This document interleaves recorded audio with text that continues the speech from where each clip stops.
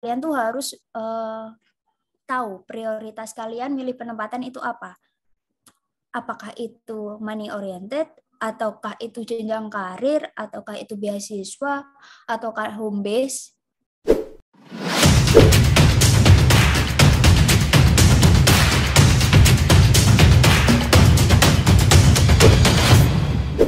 Bismillahirrahmanirrahim.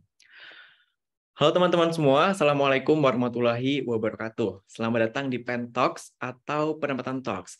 Mungkin teman-teman udah pernah nonton juga ya episode-episode sebelumnya. Jadi Pen Talks ini adalah sebuah podcast yang membahas hal-hal seputar kementerian, lembaga, atau pemerintah daerah yang nantinya menjadi tempat pengabdian lulusan PKN STAN. Nah, jadi dengan adanya Pentalks ini diharapkan dapat menjadi sarana informasi nih seputar instansi-instansi yang menampung lulusan PKN STAN dan juga sharing session antar alumni PKN STAN. Baik, sebelumnya saya akan memperkenalkan diri. Saya Afan Ghaffar Firjatullah, biasa disapa Aga. Saya mahasiswa Prodi D3 PBB Penilai 2019 dan saat ini alhamdulillah sudah menjadi alumni PKN STAN 2022. Dan berkesempatan nih untuk menjadi moderator untuk dapat berbincang dan sharing bersama kakak-kakak alumni PKN STAN yang telah ditempatkan di instansi pemerintahan. Baik, untuk Pentalks episode ini akan membahas seputar instansi Badan Pusat Statistik atau biasa disingkat BPS. Nah, pasti teman-teman udah familiar ya dengan BPS. Siapa sih yang nggak tahu BPS ya? Dan kita telah kedatangan narasumber dari BPS. Selamat datang Kak, apa kabar Kak Raudatul Hasanah dan Kak Walidatul Khairiyah nih? Alhamdulillah, baik. Baik, gimana kabar juga buat kamu, Aga? Alhamdulillah baik, Kak. Oke, kalau gitu sebelumnya kami ingin mengucapkan terima kasih ya, Kak, sudah berkenan untuk membagikan pengalaman-pengalamannya nih setelah ini, khususnya nanti pengalaman Kakak selama bekerja atau mungkin mengabdi di BPS. Baik, langsung aja nih, Kak, mungkin Kakak dapat memperkenalkan terlebih dahulu, mungkin nama, asal prodi, dan sekarang ditempatkan di instansi dan kantornya di mana gitu ya, Kak. Baik, bisa dimulai Kak Raudatul Hasanah, mungkin silakan Kak. Halo semuanya, kenalin nama aku Raudatul Hasanah, biasa dipanggil Rada. Saat ini aku ditempatin di Badan Pusat Statistik, lebih tepatnya pada Satker BPS Kota Jambi. Dulunya Prodi D3 Kebendaharaan Negara. Oke, salam kenal ya Kak Rada ya Kak, dari BPS Provinsi Jambi. Kemudian selanjutnya Kak bisa perkenalan. Halo, sore. Perkenalkan, namaku Warislatul Khairiyah, biasa dipanggil Ria. Penempatan di BPS Kota Manado, dulu lulusan tahun 2018, Prodi Diplomatika Kebendaharaan Negara. Salam kenal semua. Oke, salam kenal Kak. Tadi panggilannya Kak Ira ya Kak? Ria. Oh Ria ya Kak Ria. Kak Ria dari BPS Manado. Baik, mungkin ini langsung aja ya Kak, kita mulai tanya-tanyanya nih Kak. Mungkin yang paling basic dulu nih Kak. Mungkin bisa dijelaskan deskripsi BPS, mungkin bisa pengertiannya, kantornya di mana aja, dan lain-lainnya nih Kak, yang sifatnya memperkenalkan ya Kak ya. Mungkin bisa dijelaskan terlebih dahulu, nanti Kakak yang satu lagi mau menambahkan ya. Bisa Kak Rada terlebih dahulu mungkin Kak? Jadi Badan Pusat Statistik itu tentunya instansi yang bergerak di bidang data. Bidang data dan juga dia merupakan badan setingkat kementerian yang saat ini dikepalai oleh Pak Margo.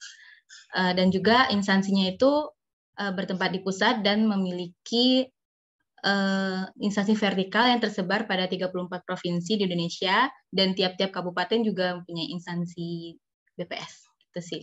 Mungkin Ria bisa nambahin. Ya, izin nambahin ya.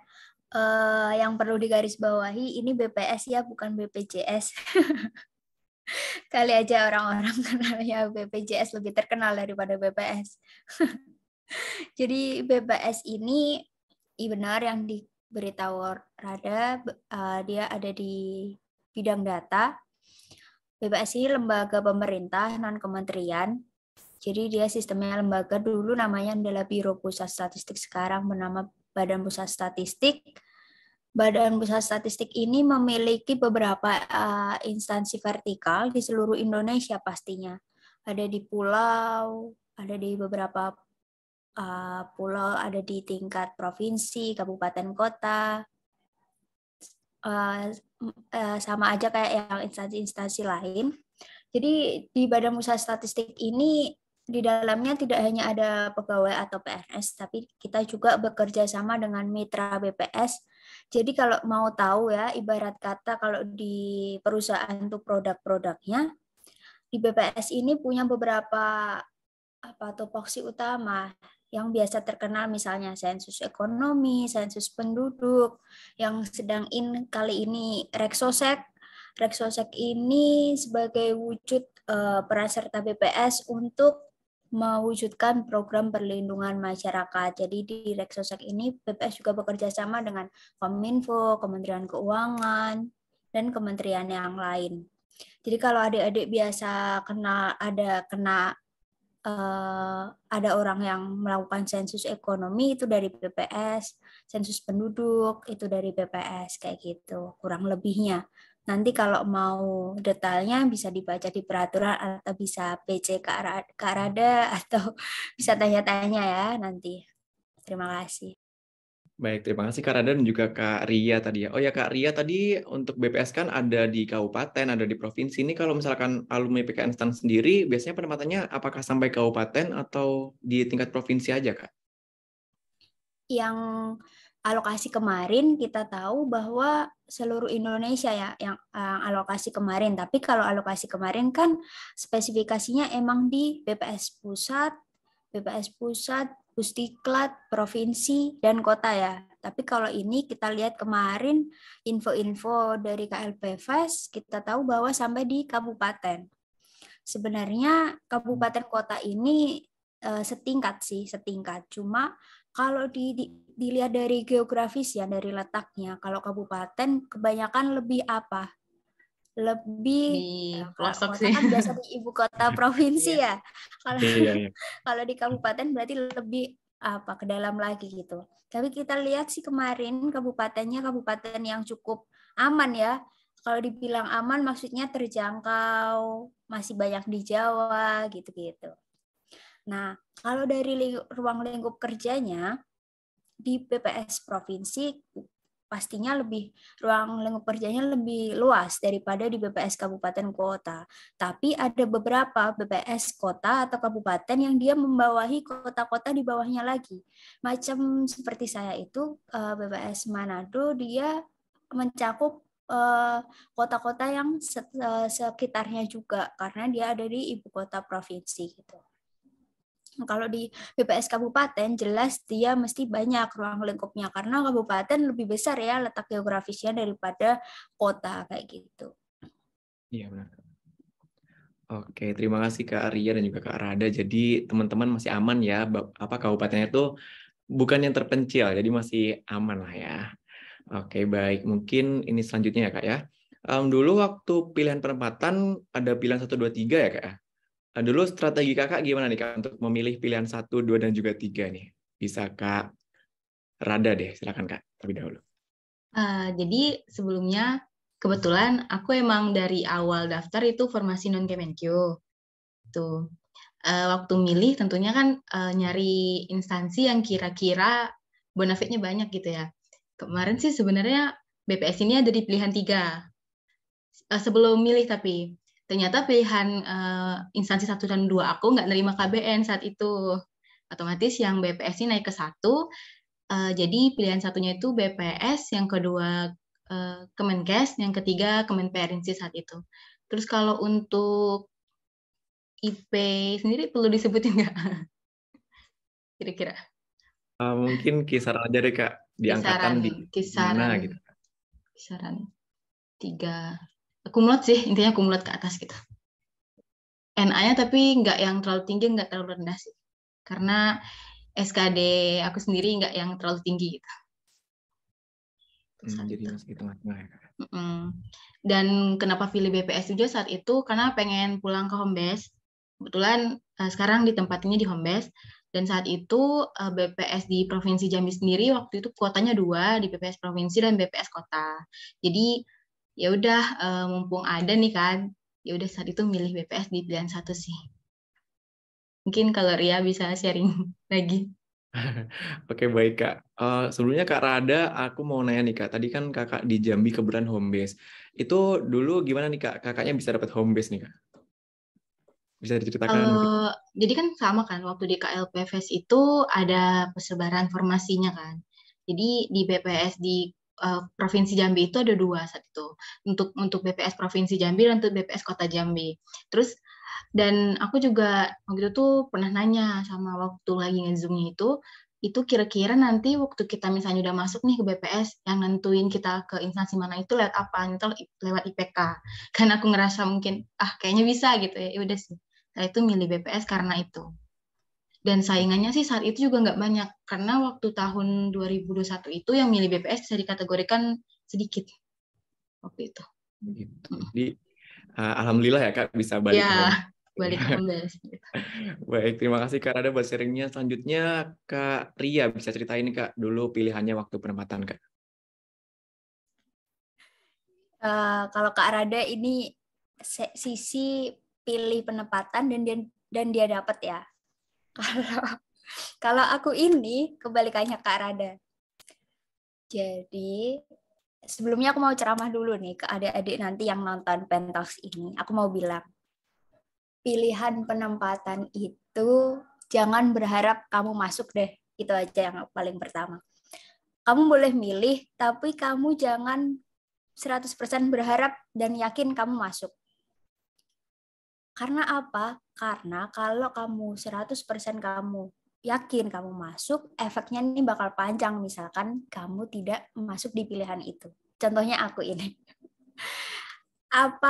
Ada quotes dari aku. Apa yang kamu usahakan itu tidak selalu mendapatkan hasil. Tapi hasil emang tidak pernah membohongi usaha. Tapi ingat ya, apa yang kamu usahakan tidak selalu membuahkan hasil. Karena apa? Aku adalah tipe mahasiswa yang nggak neko-neko. Tiap temanku ajak main kemana-mana, aku nggak pernah main. Sabtu Minggu aku belajar, pokoknya hidupku cuma belajar. Nah, tapi iya nilai akhirku tinggi, tapi SKD-ku rendah. Nah, karena aku merasa nilaiku itu tinggi, jadi aku tim yang memilih apa yang aku pilih. Aku sesuai yang aku inginkan, aku pilih itu. Tapi aku tidak mempertimbangkan aku terlempar atau aku tidak masuk pilihan itu. Jadi ya udah, aku pengen pilih itu ya pilih itu aja. Nah, kebetulan tiga pilihanku itu pilihan yang tinggi. Jadi tidak ada satupun BPS yang ada di pilihanku, nggak ada. Pilihan pertama itu, jadi waktu itu di KLPFS macam kalian itu, salah satu instansi yang aku pengenin, dia bilang bahwa mau mengambil jurusanku sebanyak sekian lah gitu. Aku udah milih itu di pilihan pertama di instansi itu. Pilihan kedua, aku juga instansi yang tinggi tuh. Tapi aku mempertimbangkan ada alumni-alumni yang ada di sana dari prodiku. Ya, pilihan ketiga, aku udah kelulus banget pilihan ketiga, tapi tetap tinggi di ketiga pilihan itu. Nah, akhirnya waktu simulasi aman, di pilihan yang beneran pemilihan itu, ternyata tuh instansi nggak minta jurusanku, nggak dikasih sama Biro SDM untuk prodi kebenaran negara. Akhirnya aku nggak ada bayangan, dan akhirnya aku memilih yang sekiranya bagus aja gitu. Akhirnya dari ketiganya aku nggak masuk sama sekali, walaupun nilai akhirku cukup tinggi waktu itu, IPK ku jauh di atas kumlot. Cuma ya itu, karena aku tidak memperhitungkan pilihan. Nah, kalau setelah aku menjalani penempatan ini ya, jadi aku pesan nih buat kalian tuh harus tahu prioritas kalian milih penempatan itu apa. Apakah itu money oriented, ataukah itu jenjang karir, ataukah itu beasiswa, ataukah home base, atau pendidikan, atau lingkungan kerja. Itu harus kalian kenali, itu yang paling penting. Nah, tidak ada satu instansi pun yang bisa mewadahi semua prioritas kalian itu. Semua macam pertimbangan kalian itu. Jadi misalkan ada instansi X yang dia benar-benar memberikan THP yang tinggi, tapi ternyata dia kalah di jenjang karir, dia kalah di pendidikan. Nah, itu harus diperhatikan. Kalian harus kenal itu. Nah, kalau di BPS sendiri ini, waktu pengumuman kelulusan, waktu pengumuman penempatan, aku langsung buka tahu namaku ada di Badan Pusat Statistik. Dalam hatiku, oh iya ini terlempar. Sedih sih, tapi aku beruntung karena apa? Karena aku tahu di BPS ini jenjang karir, jenjang pendidikan dia sangat terbuka. Banyak beasiswa-beasiswa, apalagi di BPS ini kan dia punya sekolah kedinasan toh macam stan kayak gitu. Nah, karena dia ada STIS, maka aku pikir oh lingkungan kerjanya paling 11-12 lah dengan lingkungan kerja yang banyak dikenalkan ke kita sewaktu kuliah itu.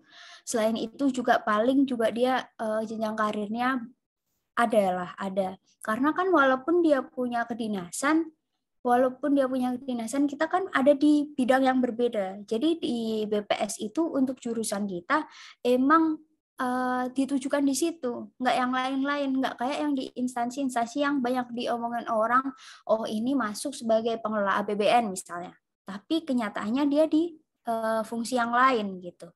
Kalau kita memang ada di jurusan yang sesuai kita pelajari, dan jenjang karir kita juga ada ke depannya. Nah, selain itu saya juga berpikir BPS ini menawarkan apa? Home base. Walaupun kalau Kak Rada dari awal sudah home base, tapi tidak menutup kemungkinan untuk yang lain jauh dari home base kembali ke home base, karena berdasarkan testimoni orang-orang kantor, paling enggak itu ya 4 tahun, 5 tahun, 6 tahun tuh paling lama udah kembali ke home base, kecuali orang yang menentukan atau orang yang emang dia mau menetap di situ ya. Banyak sekali orang yang emang mau menetap di situ. Tapi kalau soal mutasi, dia cukup mudah untuk mutasi. Apalagi kalau jalur menikah, cepat sekali itu. Nanti dibahas di sesi-sesi berikutnya ya. Gitu aja. Ingat ya pesanku, jangan 100% percaya kamu yakin masuk di situ. Siapkan hati di awal, karena ini bukan sekedar pilihan, ini adalah nasib ke depan yang menentukan rezeki. Percayalah, yang menentukan rezeki itu hanya Allah Subhanahu wa taala melalui tangan Biro SDM Kemenkyu. Kedepannya itu sudah diatur oleh Allah Subhanahu wa taala. Jadi jangan salahkan siapa-siapa. Kalau misalkan keterima di luar pilihan, yakinlah pasti ada sesuatu yang besar di sana. Apalagi kita adalah orang-orang yang terpilih, orang-orang yang telah dibekali berbagai ilmu dan dibekali beberapa pengalaman-pengalaman hebat, ketemu dengan orang-orang yang hebat, pasti mentalnya adalah mental-mental orang yang kuat. Terima kasih. Baik, terima kasih Kak Ria. Benar ya kata Kak Ria tadi, jangan 100% percaya sama pilihan kita, terus kita harus pilih itu banyak pertimbangan ya, jadi nggak cuma lihat satu atau mungkin pengennya di mana aja gitu, jadi mungkin harus realistis juga. Kemudian, nah, tadi juga disebutkan sama Kak Ria, kayaknya nih memang pola penempatan ini SKD berpengaruh ya, jadi teman-teman bisa disiapkan, dihitung-hitung lagi untuk memilih penempatan nantinya di pilihan 1, 2, dan 3. Baik, kemudian ini cerita lagi Kak, untuk kakak-kakak ini ditempatkan di seksi atau SKPD apa ya Kak ya?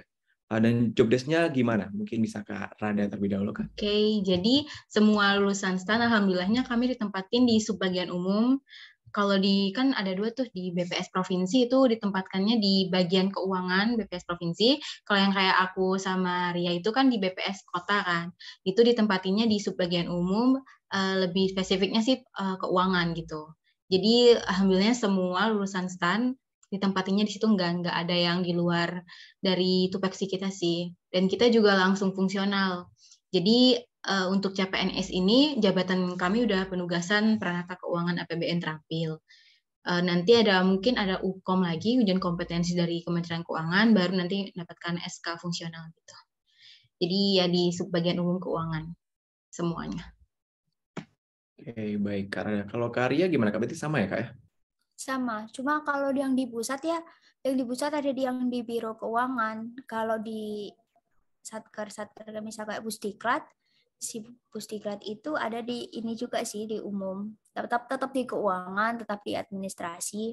Tapi kalau di angkatan kita 2018 kan ada dari Manset ya. Ada dari Manset, ada dari Kebenaran Negara. Nah, yang di Manset itu ada yang atur masalah BMN. Kalau kita kan tentang Kebenaran Negara sih, tentang apa bendahara dan keuangan dan segitu-gitunya pokoknya ya, sejenisnya kayak gitu. Mesti umum. Pokoknya kalau nggak ya bikin laporan keuangan, ya bikin laporan BMN. Ya jadi Sakti juga ya, Kak. Operasiin Sakti sih. Operasiin Sakti sih tentang itu. Nggak jauh-jauh dari situ. Baik, berarti masih sejalan dengan kuliahnya dulu ya Kak ya, untuk job desk-nya sendiri. Baik, kemudian untuk jam kerja di kantornya nih, sekarang mungkin Kak Ria bisa menjelaskan terlebih dahulu Kak, jam kerja kantornya.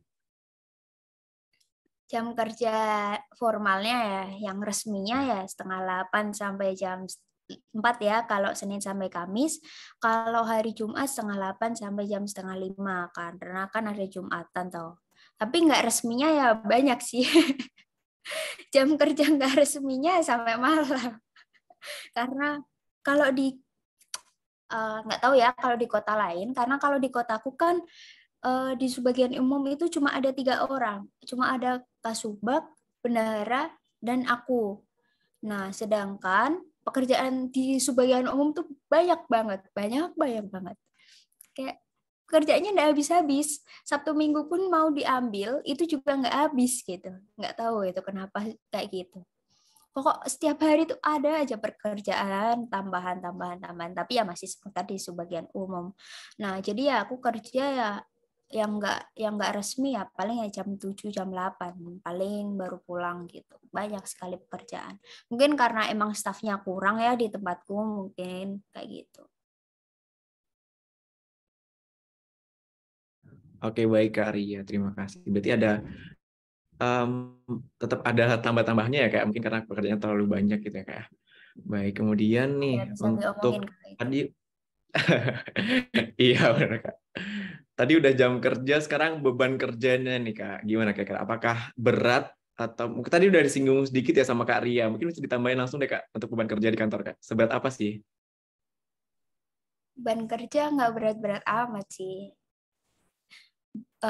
Paling ngerasa berat karena di awal-awal belum terbiasa kita habis wisuda cuma UJT beberapa bulan. Di UJT kan cuma ngobrol, dengerin musik, apa bantu-bantu gitu. Tiba-tiba pas penempatan kita emang bekerja langsung sesuai tupoksi yang kayak kamu dilepas tapi diawasin gitu. Sudah memanfaatkan pengetahuanmu lah gitu. Jadi kayaknya jet lag di situ sih, nggak terlalu berat, nggak berat-berat banget, bisa lah dia dilakukan. Oke, terima kasih Kak Ria. Kalau misalkan Kak Rada gimana nih Kak di kantornya, beban kerjanya apakah sibuk banget ataukah gimana Kak, malah berkebalikan nih sama Kak Ria? Kalau aku sibuknya tuh ada momen tertentu gitu. Mungkin kalau Kak Ria berlanjut gitu ya. Kalau aku enggak. Dan kebetulan kan bulan ini contohnya. Bulan ini aku benar-benar hampir setiap hari pulang jam 8, jam 9 malam gitu. Itu karena kami lagi ada sensus kan, registrasi sosial ekonomi, dan itu tentunya semua orang sekantor lagi banyak kerjaan gitu. Tentunya kalau subbagian umum kami administrasi, nyiapin pelatihan, rekrutmen petugas, dan kebetulan bulan ini aku lagi kedatangan pemeriksaan inspektorat gitu. Jadi bulan ini lumayan agak berat, tapi bulan-bulan sebelumnya masih biasa aja gitu. Kadang pulang tepat waktu, dan walaupun misalnya pulang malam juga terhitung lembur ya kan, ada tambahan ya. Jadi sebenarnya bilang berat banget enggak, tapi santai banget juga enggak, masih standar gitu kerjaannya. Asal kalau menurut aku sih asal pekerjaannya masih sesuai dengan tupoksi kita gitu ya. Jadi bisa masuklah ke CKP, bisa masuk angka kredit gitu. Gitu sih. Oke, baik Kak Rada. Jadi emang kayak normal ya kalau misalkan kantor-kantor tuh sibuknya di waktu tertentu karena memang ada waktunya sibuk, ada waktunya agak longgar gitu ya Kak. Oke, kemudian nih Kak, ini ada salah satu yang ditakutin nih. Takutnya kan anak sekarang tuh takutnya biasanya ntar gimana lingkungan kerja di kantor, budayanya gimana nih. Kalau misalkan di BPS gimana nih Kak, lingkungan kerja dan budaya di kantornya Kak? Kan ada kan. Kalau budaya ya, kebetulan karena kita juga instansinya kan punya instansi kedinasan. Jadi untuk nyari temen yang masih sebaya gitu tuh mudah gitu. Karena tiap-tiap kantor pasti dapat anak dari STIS gitu. Jadi kalau teman-teman sih lumayan asik. Terus juga kita kan tentunya kalau di kantor ada yang jenjang umurnya yang tua, ada yang muda gitu ya. Kalau aku sendiri sih ngerasa nggak ada yang terganggu sih sama lingkungan kerjaku. Karena mungkin kita sama-sama di kedinasan gitu ya kan. Jadi aman sih ya kalau dari aku sendiri enjoy aja gitu tentang teman atau tentang lingkungan kerja masih oke sih. Mungkin Ria bisa nambahin nih kalau di tempat Ria gimana? Baik, silakan Kak Ria. Kalau di tempatku karena Sulawesi ini terkenal sebagai apa ya? Sebagai jembatan lah, sebagai tempat promosi. Jadi di tempatku banyak-banyak sekali pegawai-pegawai muda. Jadi ya pegawai paling-paling Kasubagku aja umurnya baru 30-an. Muda-muda sekali di sana. Seumuranku banyak sekali. Terus yang, oh ya, ini ya, kalau di BPS itu ada yang pegawai, ada yang namanya KSK. KSK itu semacam koordinator kecamatan lah. Nah, itu orang-orang asli situ. Nah, di situ aja dia muda-muda. Jadi ini minusnya ya, kalau stan masuk BPS tuh kita kan D3 kan. Nah, sedangkan kalau STIS kan S1. Nah, atau D4. Jadi menurutku ketinggalannya kita itu di pendidikan sih, karena di BPS ini sudah banyak yang S2 S2 di tingkat kabupaten kota aja banyak sekali yang S2. Jadi kalau misalkan di tempatku tuh kayak semangat sekali berlomba-lomba untuk kuliah. Bahkan yang S2 aja kemarin banyak yang apply beasiswa yang ke S3 gitu. Jadi misalkan aku sendiri di situ posisinya kayak seringkali kepalaku kayak ayo sekolah lagi. Jadi lingkungan kerjanya sangat mendukung untuk berkembang, ramah-ramah sih orangnya, enak-enak karena masih usia muda toh. Jadi kalau dibandingkan dengan lingkungan kerja yang tua-tua di PPS ini sudah sangat maju sih menurutku. Pemikirannya sudah enak, diajak berkembang udah enak. Misalkan kita ada ide gagasan apa, dia bisa menerima. Dia bisa apa going on gitu, bisa ke depan, bisa berpikir ke depan, bisa diajak berubah, bisa. Dia nggak ada yang kayak defensif, tidak mau berubah gitu, enggak. Dia bagus, bisa berubah. Enaknya di situ, di sini. Aman. Oke, terima kasih Kak Ria. Aku setuju banget sama Kak Ria nih. Jadi misalkan kita nanti ternyata di lingkungan kerjanya banyak yang S1 atau S2 tuh nggak usah minder ya Kak, tapi malah buat pemacu kita, mendorong kita untuk bisa kuliah lebih tinggi lagi nantinya ya Kak ya. Oke, mungkin nanti untuk pendidikan bisa kita bahas di next pertanyaan ya Kak ya. Jadi udah spill dikit nih sama Kak Ria. Oke, selanjutnya nih, tadi kan juga sempat disinggung nih Kak terkait kerjanya itu di bidang apa dan pasti terkait lagi juga dengan mata kuliah nih Kak. Nah, kalau misalkan mata kuliah di BPS nih yang berhubungan dengan mata kuliah di STAN yang masih berhubungan dengan pekerjaan di BPS nih kira-kira apa Kak? Bisa Kak Ria deh, silakan Kak. Banyak sih. Kalau di aku pasti ya kebendaraan negara, pasti perbendaharaan, penganggaran, pajak, terus manajemen keuangan ada, akuntansi, BMN gitu. Masuk semua sih. Sampai budaya-budaya pun masuk. Tapi paling sering ditanya-tanya sih tentang perbendaharaan sih, misal kayak SPM ini buat apa-apa, pajak buat ini pajak apa gitu-gitu. Oke, Karya. Dari Karada ada tambahan nggak Kak? Kan sama nih, atau mungkin beda? Kalau aku yang paling ngerasain mata kuliah yang paling penting itu yang pengaplikasian aplikasi keuangan negara itu. Waktu itu kan tahun aku sendiri masih belajar SAS, masih belajar SIMAK PMN kayak gitu ya. Cuman kan waktu kuliah kita waktu kerja nih tiba-tiba semua pindah ke Sakti. Nah, itu sih challenging-nya, tapi alhamdulillahnya karena udah menguasai SAS saat kuliah, Sakti itu jadi tinggal berubah bentuk menu aja gitu. Dari yang awalnya aplikasi base sekarang jadi web base gitu. Itu sih yang mata kuliah yang paling penting. Terus juga perbendaharaan itu yang kayak buku kas, belajar tentang buku kas, buku pembantu. Itu sih menurutku yang paling berpengaruh. Karena anak STAN sendiri di PPS itu menurutku didesain untuk menjadi bendahara. Dan teman-teman kita sendiri juga banyak udah pada cerita, kan tahun depan aku jadi bendahara deh gitu. Udah ke arah bendahara sih sebenarnya dari kita sendiri. Karena kita juga udah fungsional keuangan. Terus kalau yang anak manajemen asetnya itu udah pranata pelaksana barang. Pokoknya kerjaannya tuh sesuai dengan yang jurusan kita sih. Tuh kalau dari aku. Oke, berarti ini teman-teman kalau misalkan mau yang nanti kerjanya masih sejalur nih sama apa yang dipelajari di STAN, bisa ambil BPS ya kakak-kakak ya. Karena ternyata masih sama persis nih, jadi benar-benar aplikasi yang kita pelajari di STAN. Nah, kalau pertanyaan selanjutnya nih yang kayaknya sering ditanyain juga nih Kak, dan sering dikepoin nih, yaitu terkait ini Kak. Kan kita kerja pastinya kita mengharapkan juga mendapatkan penghasilan nih Kak ya. Jadi kalau misalkan di BPS nih, kira-kira apa aja nih Kak komponen penghasilannya? Bisa Kak Rada dulu deh, silakan Kak. Pertama itu gaji pokok tentunya, itu kan sama ya semua yang golongan 2C. Kalau CPNS sekarang yang aku terima itu 80%. Terus yang kedua, tunjangan kinerja. Nah, tunjangan kinerja BPS sendiri bisa langsung di-searching Perpres tunjangan kinerja BPS.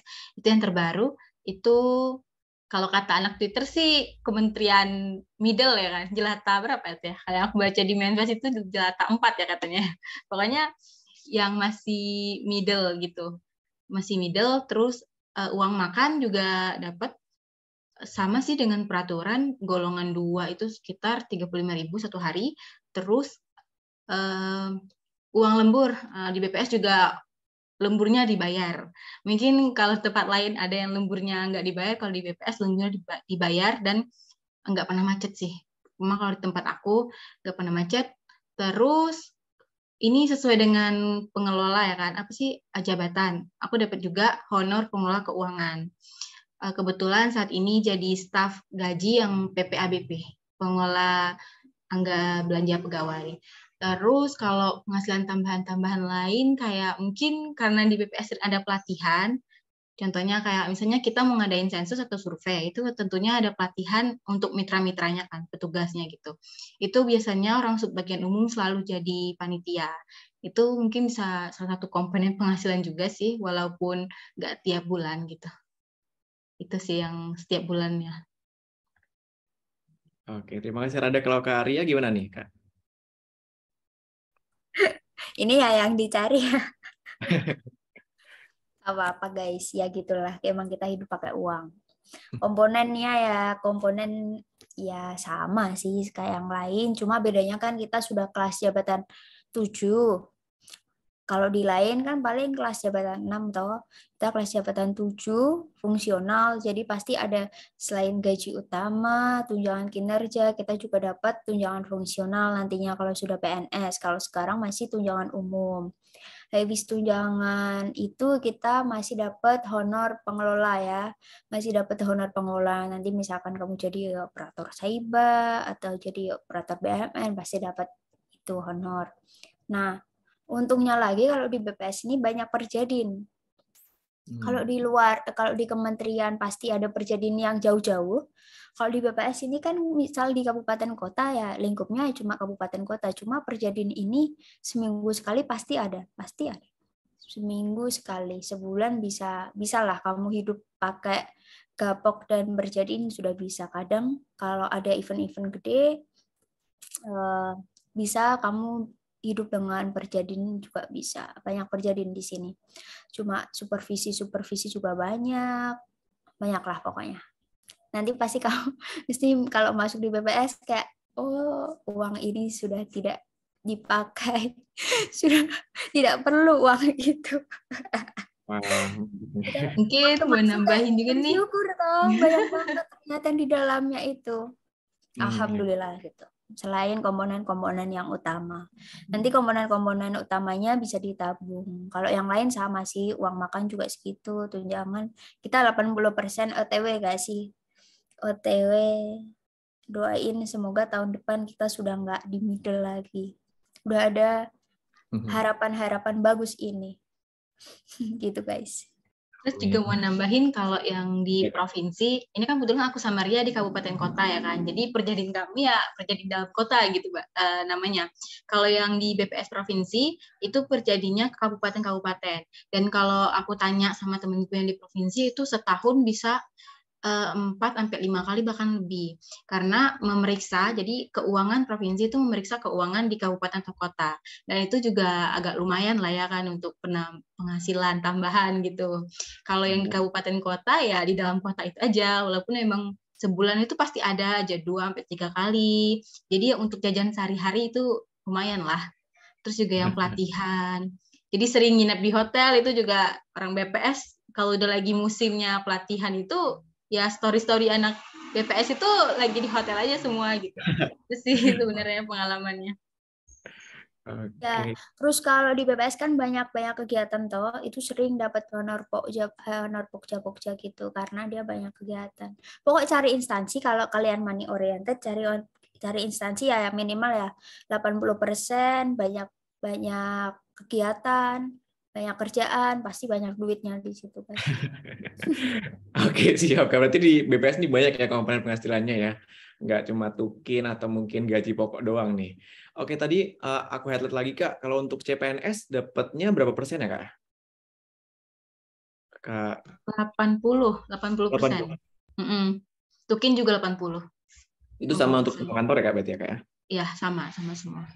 Karena BPS sendiri mengikuti kebijakan dari BKN sih. Oh iya. Turun dari BKN. Oke, baik Kak Rada. Jadi itu ya teman-teman ya komponen penghasilannya. Tadi yang pengen yang instansi yang banyak komponen penghasilannya BPS nih kayaknya menarik buat teman-teman ya. Oke, tadi udah bahas Perjarin juga nih Kak. Sekarang mau bahas nih tentang fasilitas kantor. Kira-kira dari kantornya nih gimana Kak fasilitas kantor dan juga mungkin apakah Kakak dapat fasilitas seperti rumah dinas atau mungkin kendaraan dinas dan lain-lain Kak. Kak Rada silakan Kak. Kalau rumah dinas kebetulan enggak. Kalau di BPS rumah dinasnya itu hanya untuk kepala kantor setara eselon 3 sama eselon 2. Jadi kepala BPS provinsi, kepala BPS kabupaten kota. Cuman nggak jarang nih kadang kepala kantornya itu kan nggak mau nih kadang nempati rumahnya gitu ya kan. Banyak juga yang nempatin CPNS nih yang baru-baru gitu. Cuma rata-rata sih yang aku gitu tahu ya. juga cerita-ceritanya pasti ujung-ujungnya paling bertahan di rumah dinas itu berapa bulan aja gitu ya kan. Karena gimana pun tetap pasti nggak enak lah, namanya kita tuh baratnya numpang ya kan. Cuman ya itu tergantung lagi sih. Cuman kalau rumah dinas disediain untuk pegawai itu nggak ada. Kalau motor dinas itu kalau di BPS itu bisa dibilang motor dinasnya banyak banget. Kayak di kantorku pegawai PNS-nya cuma sekitar 26, tapi motor dinasnya sekitar 15. Jadi sebenarnya banyak gitu loh. Banyak yang bahkan di kantorku ada 4 motor dinas yang nganggur.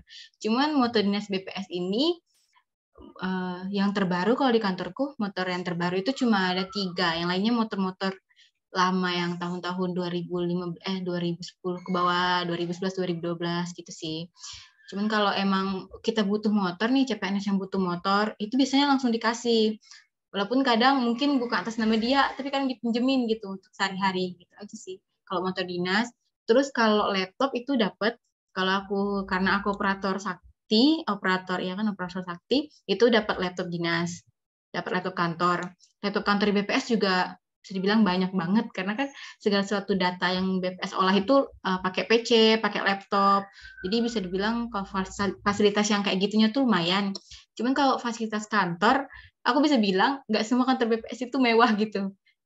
Ada nih kantor BPS yang bagus banget, mungkin dia baru renov. Kalau di kantorku sendiri bisa dibilang fasilitas kantornya biasa aja sih. Kayak ruangannya pun kalau di kantorku itu open space gitu untuk teknis, tapi kalau untuk bagianku subbagian umum itu di ruangan. Terus kalau kayak fasilitas musola atau apa gitu, kalau di tempatku mungkin bisa dibilang nggak terlalu bagus lah. Cuma kalau yang di BPS provinsi biasanya udah standarnya udah mewah ke atas sih. Cuma kalau kabupaten kota ya agak ya gitulah, biasa aja gitu. Doain aja semoga cepet renov gitu. Amin. Amin. Oke, Kak. Kalau dari Karado udah cukup ya. Karya mungkin ada teman, Kak. Kalau di Karya gimana nih? Fasilitas kantor dan juga mungkin fasilitas seperti rumah dinas, kendaraan dinas. Tadi juga disebutkan kalau Karada kan dapat laptop nih. Kalau Karya dapat nggak nih, Kak? Kalau kita dapat kita ini kalau di Manado saya ya, jadi Oh ya. kalau aku dapat ini sih motor dinas.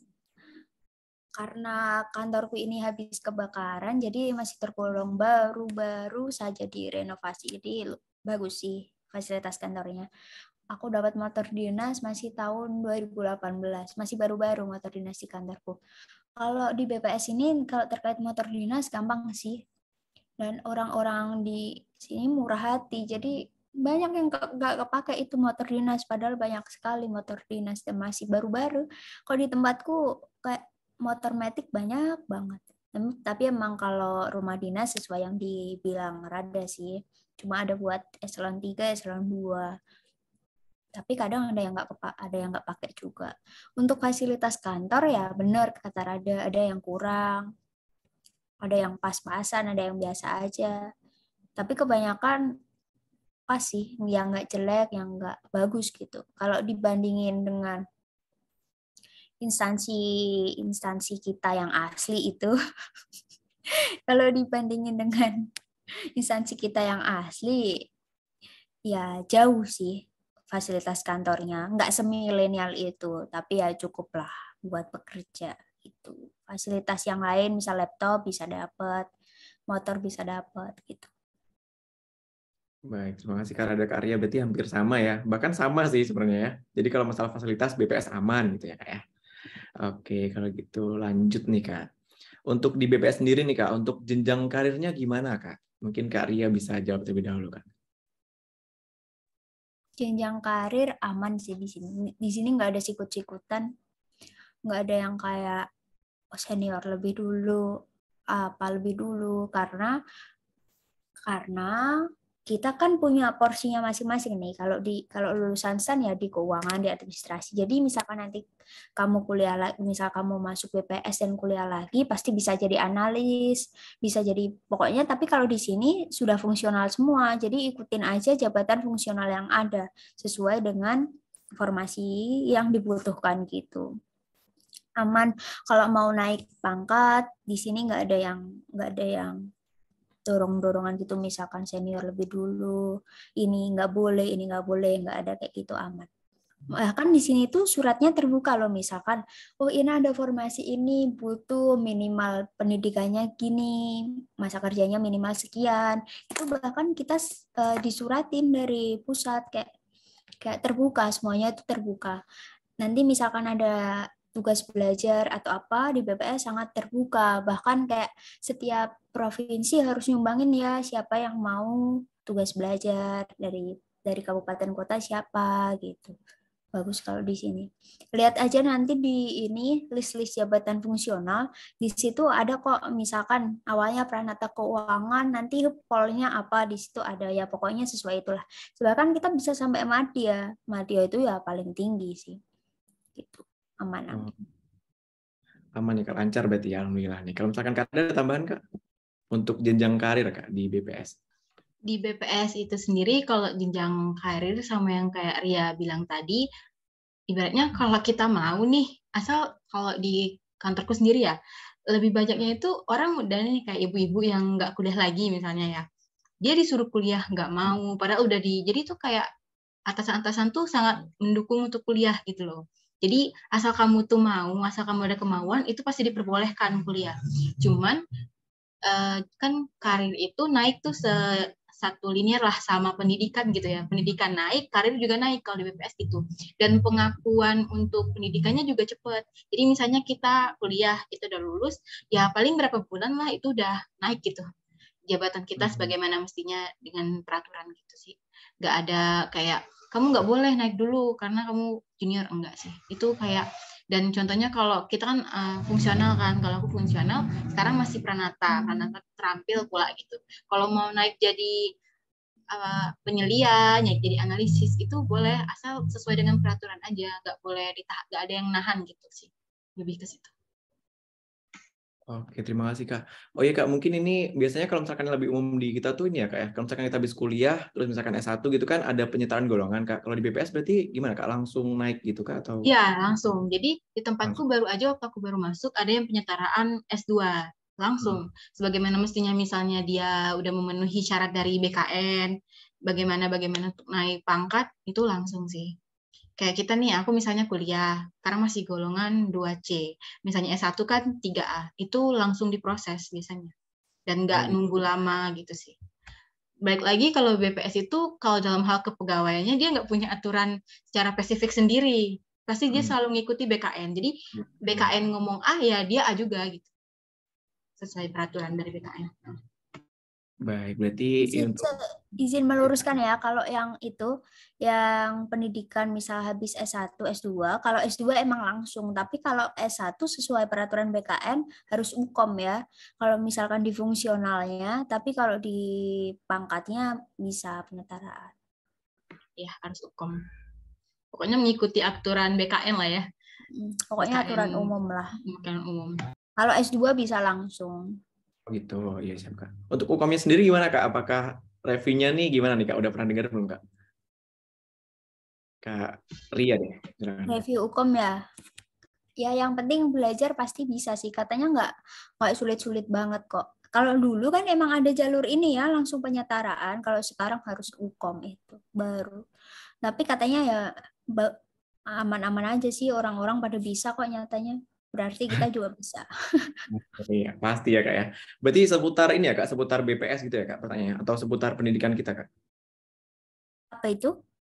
Untuk UKOM-nya sendiri ini ujiannya terkait kestatistikan atau mungkin sesuai dengan tupoksi kita di sana Kak? Oh, sesuai tupoksi jelas. Oke. Jadi tapi kalau di BPS itu kalau TB minimal 4 tahun setelah PNS. Kalau di lain kan ada yang boleh 2 tahun setelah PNS. Yeah. Nah, kalau IBEL baru kita boleh, mana-mana boleh sih IBEL. Misal 1 tahun langsung IBEL boleh sih. Cuma yang di BKN yang diakui itu 2 tahun setelah PNS. Jadi sia-sia toh misalkan kita 1 tahun PNS langsung IBEL tapi di BKN nggak diakui. Pokoknya kalau di BPS ya mengacu ke peraturan BKN lah. Kecuali yang TB. Kalau TB 4 tahun paling lama emang. Oke, siap. Terima kasih Kak Ria. Tadi Kak Ria udah nyinggung ini ya, kebijakan melanjutkan pendidikan tadi Kak. Jadi kalau misalkan tubel harus 4 tahun, kalau misalkan ibel bisa gimana Kak? 2 tahun ya Kak ya? Mungkin bisa dijelaskan Ya. lebih ini Kak, lebih rincinya untuk kebijakan melanjutkan pendidikan nih Kak di BPS. Kalau tubel minimal 4 tahun setelah PNS. Jadi misal kita ini 2022, ini 2023 ya berarti. Nanti 2024 baru bisa IBEL dan diakui PKN. Tapi misalkan 2023 izin belajar sih boleh-boleh aja sebenarnya. Tapi nggak bisa diakui PKN. Nah, kalau tugas belajar harus 4 tahun dulu setelah PNS. Jadi nanti 2025.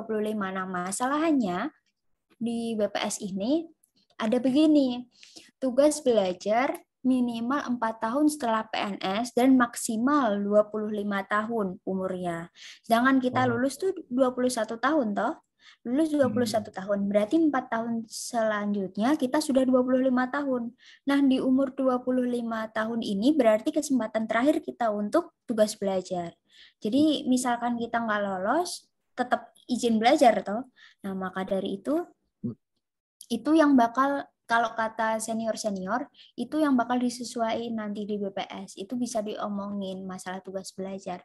Buktinya sekarang banyak yang SMA, yang pegawai-pegawai yang dulunya SMA, sekarang umur sudah 30-an, masih dikasih kesempatan TB S1. Nah itu, tapi kalau saranku, kalau kita ke D3 ke S1 sih mending izin belajar sih cepat. Selain itu apa? Selain itu, izin belajar itu kan tidak menambah masa ikatan dinas, toh. Kalau tugas belajar pasti menambah masa ikatan dinas. Kalau misal pengen yang karir cepat, pengen cepat mutasi, sih izin belajar kayaknya solusinya. Kayak gitu. Oke, siap Kak Ria. Dari Kak Rada gimana Kak? Ada teman Kak untuk kebijakan melanjutkan pendidikan di BPS Kak? Kalau sama yang kata Ria tadi, jadi kalau misalnya aku mau kuliah 2023 pun sebenarnya nggak apa-apa. Tapi pengajuannya itu diakui PKN itu 2 tahun. Jadi balik lagi BPS itu cuma ada peraturan mengenai tugas belajar yang 4 tahun tadi. Dan itu pun juga saingannya lumayan banyak ya kan, namanya kita dibiayai gitu.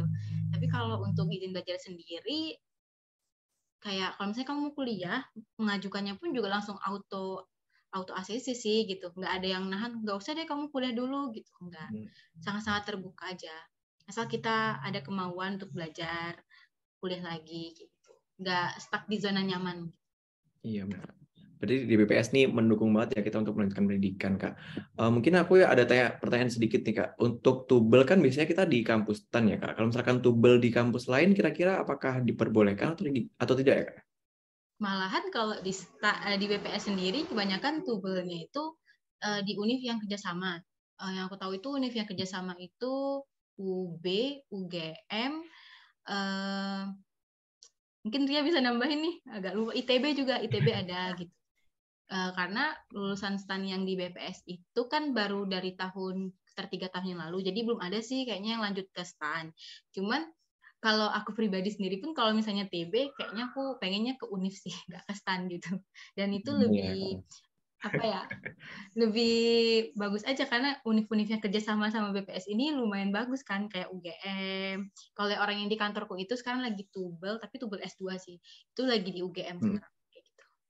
Wah, menarik banyak ya, kok listnya. Nanti kalau perlu hubungi aja, nanti kita kirimin listnya ya. Ya, ada univ-univ yang kerja sama gitu ya. UGM, univ, banyak. Di setiap provinsi ada kok, kita lihat kemarin. Banyak. Universitas-universitas ternama. Alhamdulillah ya, Kak. Berarti kesempatan untuk belajar sangat terbuka lebar. Berarti untuk tubel ini nanti kita diperkenalkan untuk tidak bekerja ya, Kak. Berarti kuliahnya kayak di UB, UGM tuh bisa dilaksanakan secara offline langsung di lokasinya ya, Kak ya? Bisa. Oh iya, kalau di BPS, tubel itu tentunya grade turun sih. Grade untuk tunjangan kerjanya itu turun. Jadi misalnya tubel nih, kalau di tempatku itu yang aku tahu turun 2. Jadi misalnya sekarang aku di grade 7 saat aku aktif masih kerja. Nanti kalau misalnya aku tubel, itu gradeku turun 2, jadi grade 5 gitu. Tunjangan kinerjanya grade 5. Itu aja sih kalau di BPS. Tapi tetap 100%. Tetap 100%. Oh iya. Oke. Oh berarti maksudnya ini grade-nya nih selama kuliah ya, Kak? Bukan waktu kerja? Ya, selama kuliah. Nanti kalau udah selesai, udah tamat kuliah, masuk kerja lagi, aktif lagi ya grade lagi. Dan itu pasti sesuaiin. Oke, berarti turun 2 tapi 100% ya, Kak ya tadi ya? Iya. Oke, berarti aman nih kalau di BPS ya, kalau mau kuliah-kuliah nih. Bahkan bisa kuliah di universitas ternama lain selain PKN STAN ya. Kemudian Kak, tadi udah bahas pendidikan, sekarang bahas pernikahan nih Kak. Gimana Kak kebijakan pernikahan di BPS nih buat pegawai Kak? Mungkin Kak Rada silakan Kak.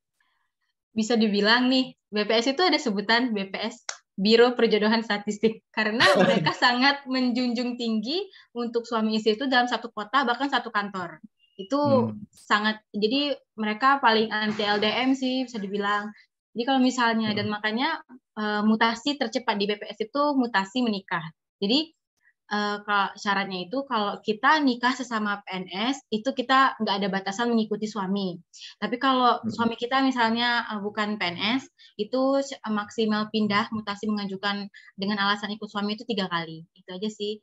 Jadi sangat mendukung yang namanya sekantor itu di BPS sudah biasa, suami istri sekantor, atau misalnya suaminya di BPS provinsi, istrinya di BPS kota dalam provinsi yang sama, itu udah sangat biasa sih kalau di BPS.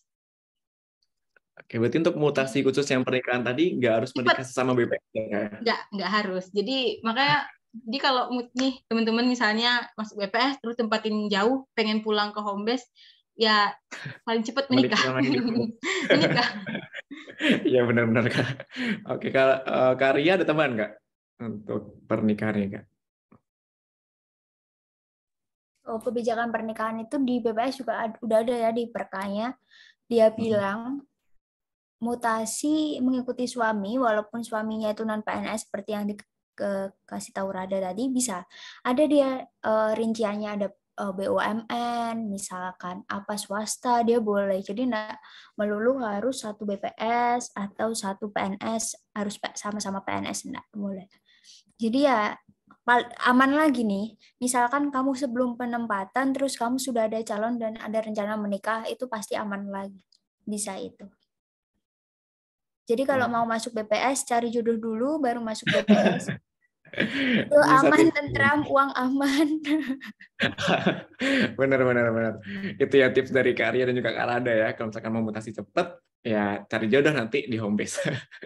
Oke, tadi udah menyinggung sedikit terkait mutasi nih Kak. Mungkin untuk kebijakan mutasi yang lain Kak bisa dijelaskan. Mungkin bisa Kak Arya terlebih dahulu Kak. Tadi kan udah bahas tentang mutasi yang jalur pernikahan nih Kak. Untuk mutasi yang lain gimana Kak mungkin untuk kebijakannya? Mutasi yang lain, pastinya kita nggak serutin Kemenku ya, yang mutasi 4 tahun sekali itu kita nggak serutin itu. Masa mutasi, syarat mutasi untuk tetap di daerah itu selama beberapa tahun juga nggak ada. Jadi itu benar-benar benar-benar hak pimpinan sih kalau aku lihatnya. Karena sepengetahuanku di sini ada yang 1 tahun sudah mutasi, ada yang 2 tahun sudah mutasi. Paling lama ya 6 tahun, itu tadi aku bilang 6 tahun, 4 tahun gitu sih.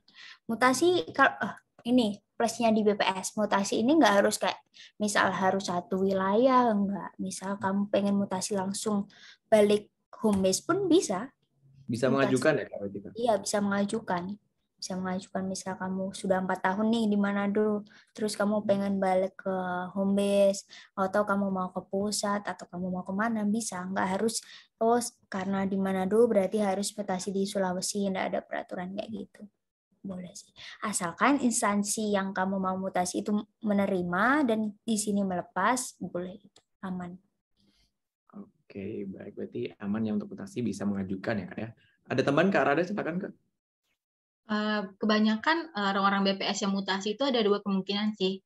Karena jabatan, dia naik jabatan, atau yang kedua permintaan sendiri, dan banyaknya antara 2 itu.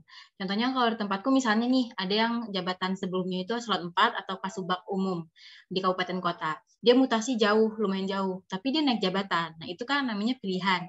Lalu yang kedua biasanya mutasi karena permintaan. Tapi kalau mutasi rutin itu bisa dikategorikan jarang, hampir tidak pernah sih. Lebih baik lagi biasanya atas permintaan atau karena dia naik jabatan gitu. Atau hal-hal lain sih lah, hal-hal lain lah. Contohnya misalnya dia sakit, jadi harus pulang ke tempat asal kayak gitu. Tapi kalau mutasi yang rutin ada agendanya gitu ya, misalnya 4 tahun sekali harus pindah, itu enggak.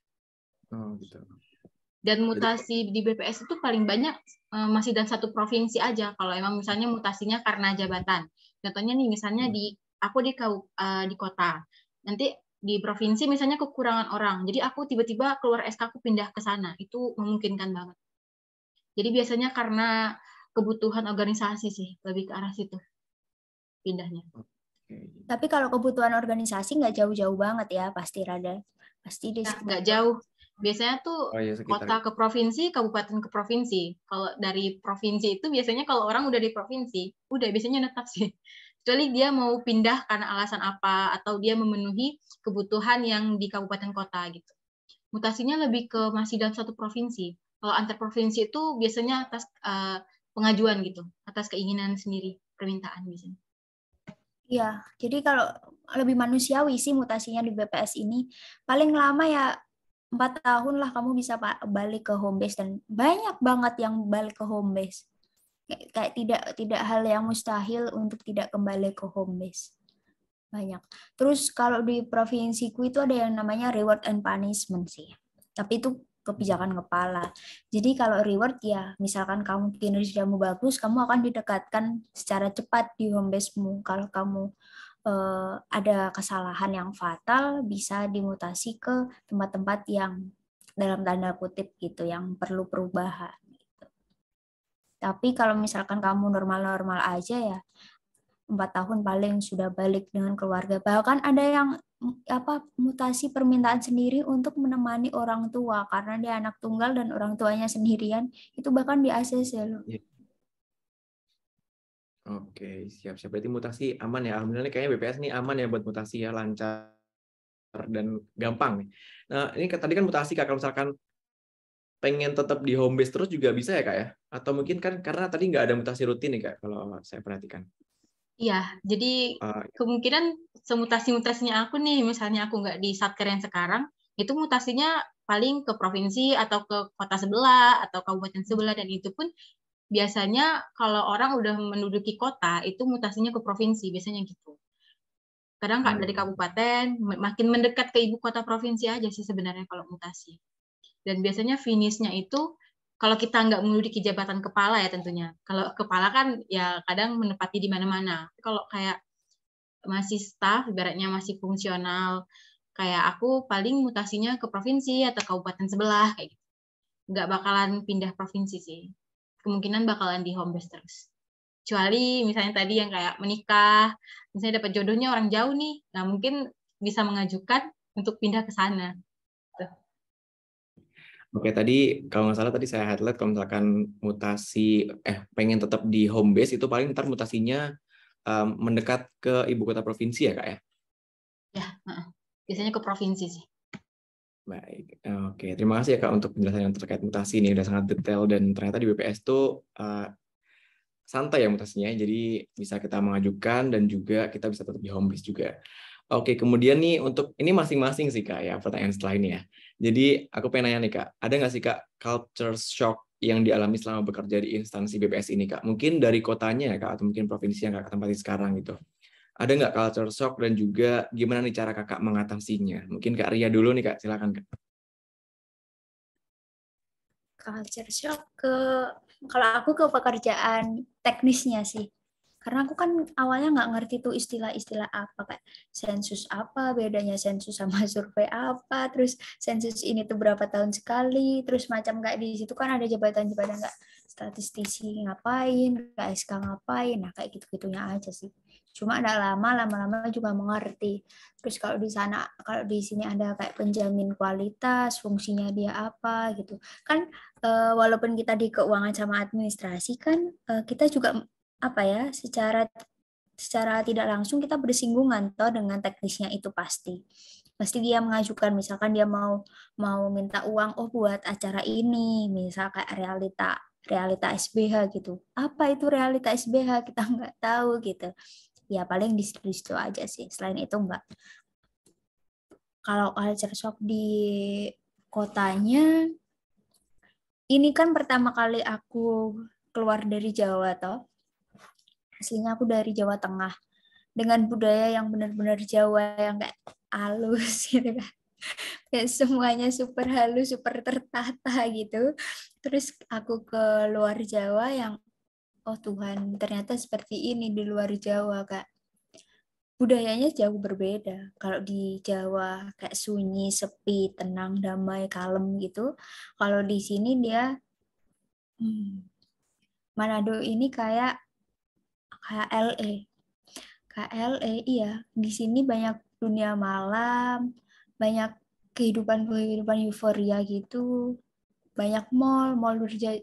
Di sini mall berjajar panjang sekali, dan di sini ada kota di tengah kota, ada kota dalam kota, dan di situ pusat perekonomian yang ramai sekali. Terus makanan sih, karena aku di Bintaro aja aku nggak doyan makanan di sekitar Bintaro, apalagi aku di sini toh. Jadi aku di sini ya makanan sama budaya sama keramaiannya. Agak kaget sih, di sini rame-rame sekali. Dan kapan-kapan kalau kamu punya rezeki lebih, datanglah ke Bunaken, ke Manado, hubungi aja aku. Di sini kamu kayak melihat Thailand di Indonesia. Karena orang Manado ini kan ini tahu dulu jajahan Portugis, dan dia dekat dengan Filipina. Jadi dia masih akulturasi budaya dengan budaya luar. Di sini orang-orangnya mirip sekali orang-orang Korea. Banyak cewek cantik di sini, kalau mau cari jodoh di sini aja. Oke, siap Karya. Terus Karya gimana nih Kak cara mengatasinya Kak? Dari culture shock tadi, mungkin dari kerjaan dan juga dari daerahnya sendiri Kak. Banyak-banyak belajar sih, banyak-banyak belajar, banyak bergaul, tidak menutup diri pastinya, mencoba untuk kita yang mendekatkan diri pada orang-orang. Jangan mau dimengerti, tapi kita juga harus dimengerti. Di mana langit dijunjung, disitulah budaya yang harus kamu uri-uri kayak gitu. Dan tetap sopan, tetap ramah, pokoknya tetap menjadi orang yang baik dimanapun berada.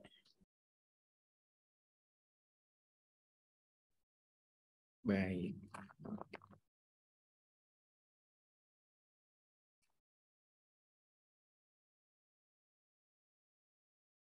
Baik, mohon maaf Kak, sebelumnya apakah surat saya terdengar Kak? Sudah Dengar. Terdengar, oke baik. Terima kasih Kak Arya buat sharingnya nih. Kemudian kalau Kak Rada gimana nih Kak? Ada nggak sih Kak culture shock mungkin Kan kalau Karada nih ke home base ya. Iya. Iya, ada culture shock. Apa culture shock-nya orang dia di home base? Mungkin dalam hal organisasi aja kali ya. Artinya kan. Iya, iya, Kak. Jadi waktu aku masuk itu, waktu di provinsi aku masih kayak, oh nggak ada yang, waktu itu kita sempat OJT nih sebelumnya. Jadi kita itu balik lagi kan, kita itu TMT 1 Januari, STA yang di STAN 2018 itu TMT Januari, tapi kami 5 bulan itu OJT dulu gitu. OJT-nya itu di home base masing-masing. Jadi kayak Arya ini sebelum dia ke Manado penempatan, itu sebelumnya dia di BPS di kota dia gitu. Dan waktu OJT, itu aku di BPS Provinsi Jambi, BPS Provinsi. Nah, waktu di situ aku masih kayak biasa aja, karena tepat gitu ya, orang administrasinya masih banyak gitu kan. Yang megang, misalnya yang megang gaji 1, yang megang sakti ada berapa, oke lah, masih memadai gitu. Terus tapi aku dipinta untuk pindah ke BPS Kota Jambi itu sebelum aku penempatan gitu. Karena di BPS Kota Jambi kekurangan orang. Sama kayak Ria tadi, kultur shock aku tuh lebih ke kayak, kok administrasinya orangnya dikit banget sih dengan kerjaan yang sebanyak itu gitu. Jadi sebelum aku masuk ke BPS Kota itu, subbagian umum itu cuma 2 orang, Kasubag Umum dan Bendahara. Dan dibantu sama 2 PPNPN kalau di tempatku. Jadi PPNPN-nya itu juga ngurusin administrasinya gitu. Itu aja sih kalau aku kayak ngerasa kok kayaknya BPS ini benar-benar kekurangan banget ya dalam hal administrasi gitu. Karena benar-benar orangnya dikit. Sedangkan kalau di teknisnya yang bagian statistik, data-data, itu benar-benar memadai banget. Orangnya banyak, pinter-pinter lah ibaratnya kayak banyak. Terus tertata 1 orang megang 1 job misalnya gitu ya. Kalau di subbagian umum sendiri, aku ngerasanya kok dikit banget orang gitu. Benar-benar kekurangan sumber daya manusia sih. Itu aja sih kultur shock yang aku ngalamin. Jadi kerjaannya itu benar-benar kayak, benar kata Ria yang awal tadi, nggak ada putusnya, nggak ada habisnya gitu. Tapi untunglah masih bisa kita lakuin karena masih sesuai dengan tupoksi kita gitu. Masih sejalan gitu sih yang aku alamin. Dan kalau dalam hal organisasinya juga, orang yang di BPS ini menerima masukan gitu. Jadi mereka benar-benar jujur-jujuran kalau mereka itu sangat kekurangan tentang administrasi, apalagi keuangan gitu. Karena yang aku juga kiranya anak-anak kan BPS ini punya STIS gitu. Tapi ternyata ya anak STIS itu tidak diajarkan administrasi saat kuliah gitu. Jadi kebanyakan yang menepati subbagian umum itu benar-benar CPNS umum, misalnya dari jurusan akuntansi atau apa. Itu sih. Lebih ke sumber daya manusianya sih yang ternyata sangat minim gitu untuk bidang administrasi. Baik, berarti sama-sama dari SDM-nya ya Kak, yang ternyata masih cukup kurang nih dan cukup bikin kaget nih karena ternyata masih sedikit jadi kurang ya. Oke, nggak kerasa nih Kak, ternyata udah pertanyaan-pertanyaan sudah terjawab semua nih sama kakak tadi. Ini sekarang udah pertanyaan yang terakhir Kak. Mungkin lebih ke ini aja kayak closing statement Kak. Bisa menyampaikan kira-kira kenapa sih Kak kita harus memilih BPS dan bisa memberikan pesan untuk lulusan tahun 2022. Mungkin bisa Kak Rada terlebih dahulu, silakan Kak. Kenapa harus memilih BPS? Kalau tips dari aku sendiri, misalnya nih, kamu pengen pulang ke home base, terus IP kamu tuh memadai untuk milih misalnya gitu ya. Itu BPS sangat terbuka lebar sih untuk home base gitu. Apalagi kalau aku lihat sekarang di persebaran formasinya itu banyak banget kan kabupaten kota gitu. Mungkin kalau mau pulang ke home base ya bisa pilih BPS itu sih. BPS juga dibilang secara untuk penghasilan sangat-sangat cukup dan lebih dari cukup. Gitu. Oke. Untuk pesannya mungkin Kak ada pesan khusus untuk alumni 2022 Kak? Oh iya. Dalam milih penempatan, kalau aku sih realistis gitu, harus realistis banget. Kayak kita tuh harus, oke, kita misalnya pengen banget di sini, tapi kita juga harus siap kalau kelempar yang kayak kata Kak Ria tadi, jangan percaya banget kalau kamu bakal terima di suatu instansi walaupun nilai kamu bagus. Gitu. Jadi lebih ke realistis aja. Emang ada faktor lain kayak rezeki atau apa, cuman kalau pesan dari aku harus realistis dan terima kalau misalnya nih tiba-tiba kelempar.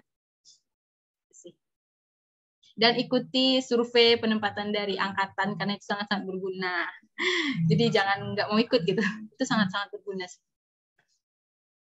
Oke, siap. Terima kasih ya Kak Rada buat closing statement-nya. Kemudian langsung saja untuk Kak Arya, silakan Kak untuk memberikan closing statement. kenapa harus memilih BPS dan juga memberikan pesan untuk lulusan 2022? Silakan Kak Ria. Terima kasih. Kenapa untuk memilih BPS? Aku ini di sini netral ya guys. Aku hanya memberikan pengalaman apa yang aku tahu dari BPS ini. Kalian nggak harus memilih BPS buat aku sih. Maksudnya aku tidak mengharuskan kalian untuk memilih BPS dan aku juga tidak mempengaruhi kalian untuk masuk BPS karena aku tidak mau orang lain berekspektasi lebih tentang BPS karena apa yang aku sampaikan atau Rada sampaikan. Dan nantinya aku juga nggak mau kalian kecewa atas statement yang aku berikan atau Rada berikan. Jadi di sini aku netral, aku hanya menyampaikan apa yang aku tahu tentang BPS. Cuma kalau misalkan kalian pengen memilih BPS, yang harus dipertimbangkan dari BPS ini adalah kesempatan untuk home base, komponen penghasilannya, dan yang ketiga adalah jenjang karirnya.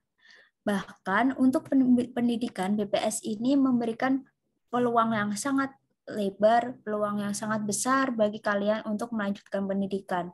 Di sisi lain, orang-orangnya atau pegawai-pegawainya juga memberikan semangat, memberikan dukungan kepada kalian semua dan sangat menghargai anak-anak yang lulusan STAN. Bagi aku pribadi, aku merasa mereka sangat mengapresiasi kehadiran kita ini ada di kantor BPS seperti itu.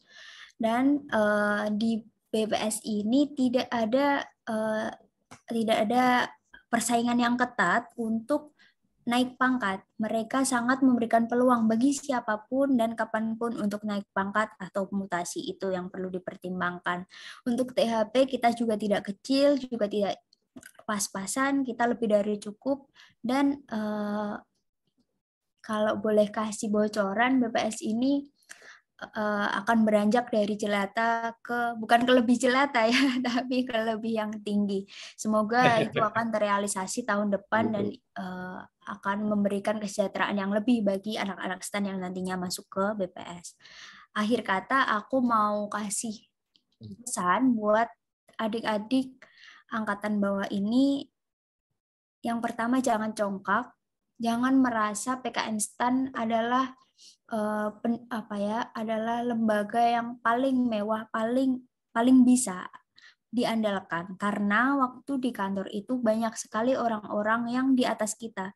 Jadi di atas langit masih ada langit. Nanti kalau kalian masuk ke suatu instansi, tetaplah rendah hati dan tetap menjaga nama baik PKN STAN.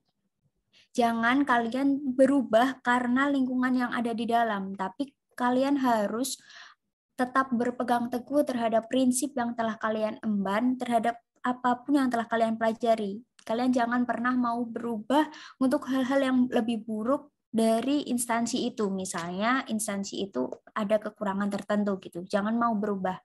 Kalian harus merubah untuk menjadi lebih baik, bukan dirubah untuk menjadi lebih buruk. Untuk penempatan, kalian nanti boleh sedih, misalkan terlempar, silahkan sedih, tapi jangan berlarut-larut. Tetap siapkan strategi, misalkan terlempar, siapkan strategi apa yang harus kalian lakukan ke depannya, apa yang harus kalian capai ke depannya lagi. Kalau kalian masuk ke pilihan penempatan yang sesuai pilihan, banyak-banyak bersyukur dan banyak-banyak berterima kasih terhadap orang-orang di sekitar kalian, dan jangan sampai kalian merendahkan orang-orang lain yang tidak keterima di pilihan penempatannya. Yakinlah dimanapun kalian ditempatkan itu adalah jalan dari Tuhan, dan dimanapun kalian ditempatkan pada artinya ada hal besar yang akan kalian dapatkan.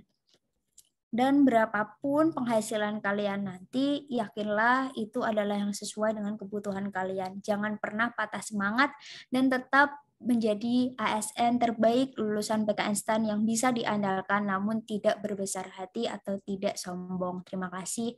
Wassalamualaikum warahmatullahi wabarakatuh.